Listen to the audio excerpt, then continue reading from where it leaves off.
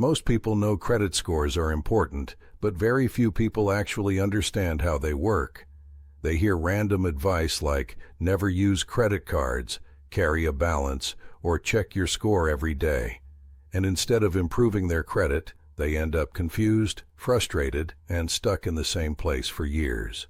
So in this video, we're going to clear everything up. I'm going to show you exactly how credit scores work in the United States, what actually moves your score up or down, and how to build an 800-level credit score step by step, without gimmicks, shortcuts, or misinformation. This is not about gaming the system, it's about understanding the rules and using them correctly. And if you plan to buy a house, finance a car, get better interest rates, or simply want more financial flexibility, this is one of the most valuable skills you can learn. Before we start, quick note. If you want clear, practical videos about money, credit, and investing in the US, subscribe to the channel. These videos are designed to build on each other so you can make smarter financial decisions over time. Now let's start with the foundation. A credit score is not a judgment of your character. It's a risk score. It exists to answer one simple question. How likely are you to repay borrowed money on time? That's it. Your credit score does not measure how much money you make, how smart you are, or how financially disciplined you feel. It measures how predictable you are as a borrower, and that's why understanding the factors behind it matters so much. In the US, most lenders use FICO scores. While there are different versions, the core factors are the same. There are 5 main components that make up your credit score: payment history, credit utilization, length of credit history, credit mix, new credit inquiries. If you understand these 5 things, you understand credit scores. Let's go through them one by one. The most important factor is payment history.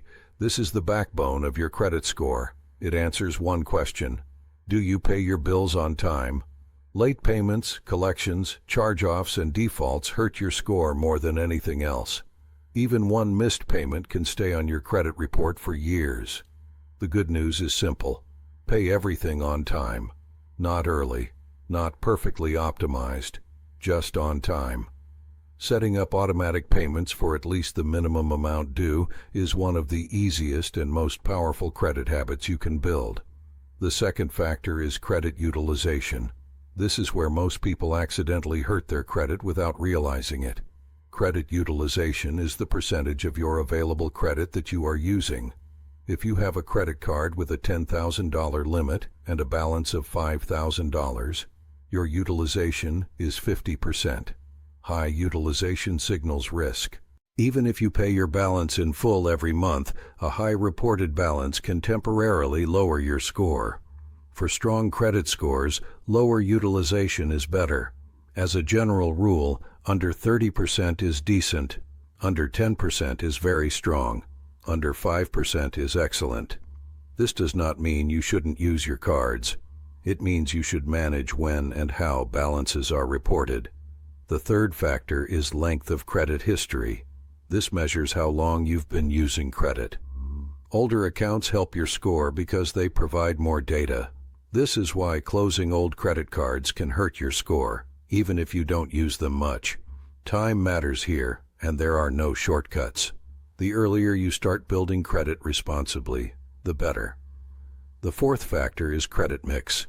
This refers to the types of credit you use. Credit cards, auto loans, student loans, and mortgages are all different. You do not need every type to have a great score. But having a mix shows that you can handle different forms of credit responsibly. This factor is much less important than payment history and utilization. The fifth factor is new credit inquiries. Every time you apply for new credit, a hard inquiry appears on your report. Too many inquiries in a short period can signal risk. This doesn't mean you should never apply for credit. It means you should be intentional and avoid unnecessary applications. Now that you understand the mechanics, let's talk about building an 800 credit score in practice. Step 1 is simple but non-negotiable. Never miss a payment.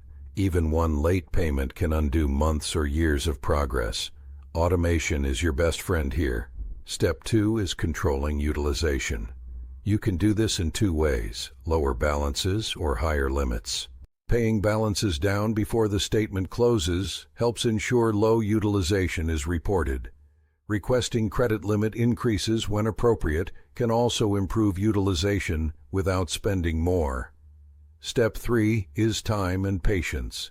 There is no instant 800 credit score. Anyone promising that is lying. Strong credit is built slowly through consistent behavior. This is frustrating, but it's also why it works. Step 4 is avoiding unnecessary damage. Do not open accounts you don't need. Do not close old accounts out of frustration. Do not co-sign loans unless you fully understand the risk. Now let's address common myths. Myth 1: carrying a balance helps your credit. It doesn't. Interest payments do not improve your score. Myth 2: checking your credit hurts your score.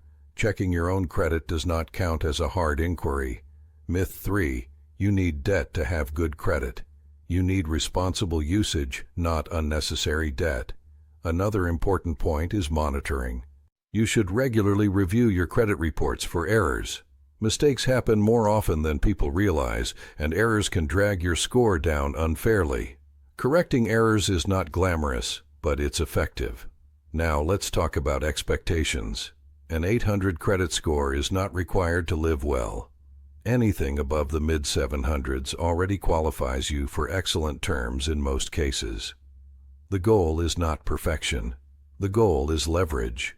Good credit gives you options.